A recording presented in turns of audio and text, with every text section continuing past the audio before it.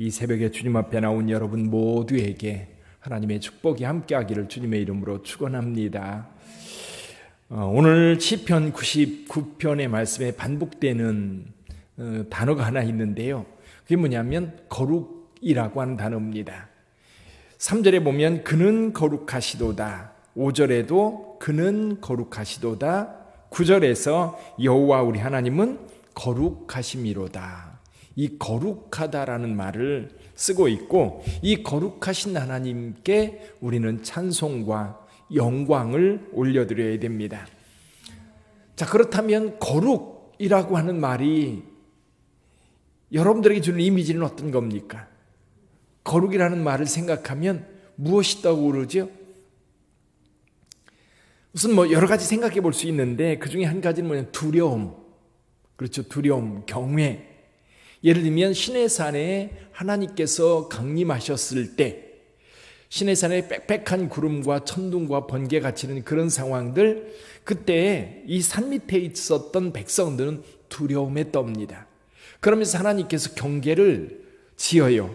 모세만 산에 올라가서 하나님을 배웠고 나머지 백성들은 접근하지 못하도록 경계를 지어놓고 이 선을 넘지 말라, 그렇게 말씀하십니다. 또 하나의 경우는 이런 경우도 있지요. 거룩, 그러면 이사야 선지자가 성전에 올라가서 하나님 앞에 기도할 때에 환상을 봅니다.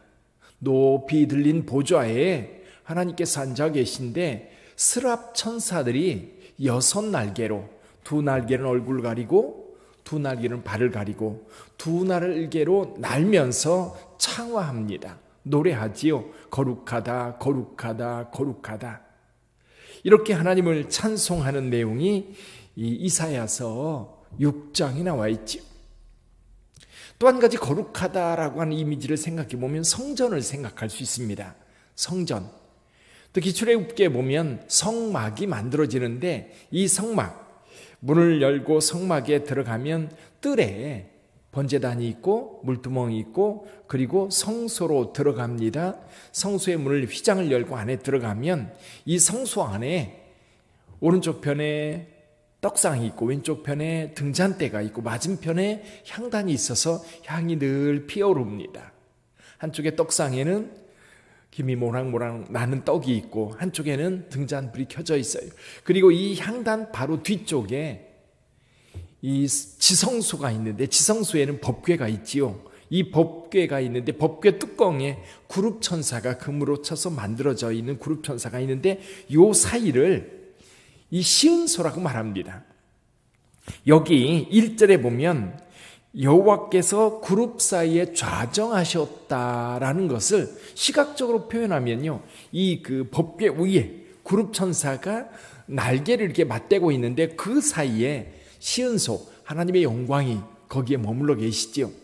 그것을 나타내기도 하고, 또 하나는 저 하늘나라, 예를 들면 이사야 선지자가 봤던 그런 환상 중에 봤던 하나님의 모습, 그래서 천상에서 하나님께서 자리에 앉아 계시고 그리고 천사들이 그를 받드는 모습을 우리가 상상해 볼 수 있지요. 원래 거룩이라는 말은 히브리어로 카도시라는 말을 씁니다. 카도시. 이 카도시라는 말은 원래 이제 의미가 구별이라는 말로 뜻을 생각해 볼 수 있습니다. 구별. 그래서 레위기 10장 10절에 보면 너희가 거룩하고 속된 것을 분별하며 부정하고 정한 것을 분별하는 겁니다. 그래서 이 거룩이라는 말은 구별되어 있는, 그러니까 하나님의 어떤 성품 가운데 세상 것과는, 이 속된 것과는 다른 그런 모습을 카도시라는 단어로 씁니다. 그건 하나님의 속성이기도 하고 하나님의 모습이기도 해요. 그래서 분명히 우리 하나님은 이 피조물들과는 다른 뭔가 큰 영광을 나타내는 범접할 수 없는 어떤 것이 우리 하나님께 있지요. 사람들과 비교해도요, 사람들 가운데에도 어떤 권위가 있고 또 어떤 직임에 있어서는 범접할 수 없는 어떤 부분들이 있어요. 사람들 사이에도 어떤 지위의 차이도 있고 어떤 능력의 차이도 있고 그런 차이들이 나타납니다. 근데 우리 하나님과 우리의 모습에는 얼마나 많은 차이가 있겠습니까? 그 차이가 바로 거룩이라는 말로 표현될 수 있는 거지. 또 한 가지는 뭐냐면 이 성경에 나타난 거룩이라는 말은요, 구별되었다, 하나님 앞에 바쳐졌다, 하나님 앞에 드려졌다라는 말로 사용되어지기도 합니다. 그래서 이 헤렘이라고 하는 단어가 이제 하나님 앞에 드려졌다, 하나님께 바쳐졌다라는 말을 쓰고 있는데, 그래서 우리가 예를 들면 이 강대상이 있습니다. 강대상이 있는데 이것은 성물이라고 말합니다. 원래 이제 성전에 쓰는 물건들은 거룩한 기름을 발라서 구별합니다. 거룩한 기름을 발라서 구별된 것은 성물입니다. 가구도 일반 가구, 우리 집에서 쓰는 걸 가구라고 말하지요. 그러나 성전에서 쓰는 것은 성구라고 말합니다. 근데 어떻게 구별합니까? 기름을 발라서 구별해서 이건 성물입니다라고 하나님 앞에 드릴 때 그것은 거룩한 물건이 되는 거예요. 성물이 되는 거고 성구가 되는 거지요. 그래서 우리 인간도요, 하나님 앞에 바쳐진 사람들, 그래서 레위인들이라든지 아론의 후손들이라든지 이런 사람들, 성전을 섬기기 위해서 구별된 사람들인 거예요.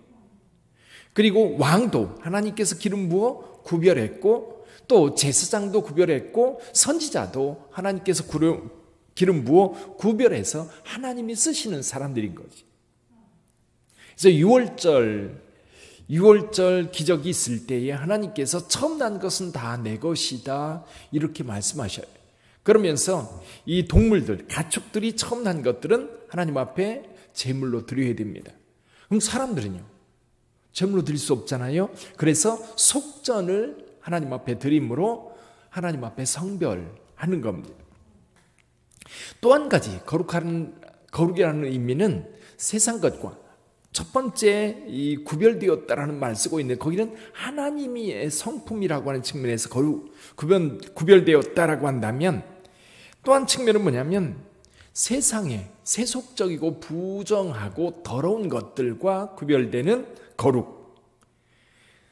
그래서 저와 여러분들이 하나님 앞에 거룩하게 살아야 된다라고 할 때 하나님의 성품에 가까운 쪽의 삶을 살아야 되거든요. 그러니까 세상에 살면서도 세상 사람들과 같이 악한 자로 섞여 사는 것이 아니라 추악하고 불의하고 그런 모습들과 함께 섞여 사는 것이 아니라 그들과는 구별되어 있는 하나님 보시기에 거룩한 성품으로 살아가야 되는 거죠. 그래서 시편 99편은 이 거룩하신 하나님, 구별된 하나님, 경외의 하나님을 찬송하라고 노래하고 있습니다. 그룹들 가운데 좌정하신 하나님, 능력 있는 왕은 정의를 사랑하시며 공의를 견고하게 세우시는 하나님이십니다. 이런 하나님을 우리는 찬양해야 되는 거죠. 근데 하나님의 백성을 향해서 하나님께서는 내가 거룩하니 너희도 거룩하라고 말씀하셔요. 레위기 11장 45절에 보면요, 나는 너희의 하나님이 되려고 너희를 애굽 땅에서 인도하여 낸 여호와라. 내가 거룩하니 너희도 거룩할지어다. 사도 베드로도 이 말씀을 그대로 인용합니다. 그래서 베드로전서 1장 16절에서 말씀하지요.